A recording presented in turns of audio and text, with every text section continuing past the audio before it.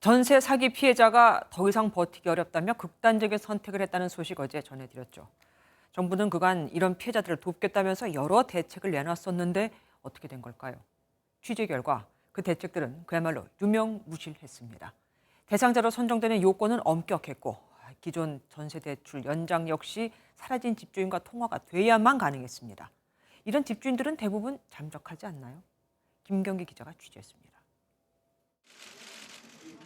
전세 사기 문제가 심각해지자 정부는 한 달 전 관계부처 합동으로 긴급 피해자 지원 대책을 내놨습니다. 임차인의 이자 부담을 줄이기 위해 초저금리 대출을 확대하고 임시거처도 지원하는 내용입니다. 이미 피해를 당한 전세 사기 피해자들에 대한 실질적인 지원도 강화를 하겠습니다.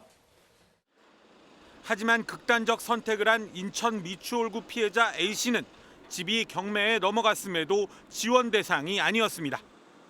주택도시 보증공사로부터 피해 사실 확인서를 받아야 되는데 이는 주택 경매가 끝나거나 강제 퇴거를 당해야 발급되기 때문입니다. 살고 있던 집의 전세대출 연장도 쉽지 않았습니다. 은행이 집주인에게 계약 연장 여부를 묻는 확인 전화를 하는 것이 원칙인데 집주인이 잠적 상태이기 때문입니다. 실무에서는 이 전화를 받지 않으면 전세대출 연장이 거부되는 경우가 적지 않은 것으로 알려졌습니다. 문제는 다른 피해자들 역시 집주인이 연락을 끊은 경우가 대부분이어서 정부 조치에도 전세대출 연장이 쉽지 않은 겁니다. 피해자들은 이 문제를 고쳐줄 것을 여러 차례 정부에 요청했지만 사실상 묵살됐습니다. 은행별로, 지점별로, 담당자별로 안내사항이 다 다릅니다. 어느 날 갑자기 신용불량자 되는 거 아닌지 매우 불안에 떱니다. 정부의 꼼꼼하지 못한 전세 사기 대책이 피해자를 극단으로 몰아가고 있다는 비판이 커지고 있습니다. MBN 뉴스 김경희입니다.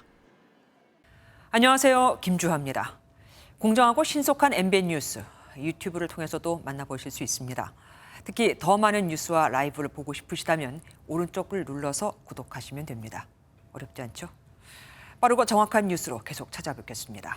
MBN 뉴스를 시청해 주신 여러분 고맙습니다.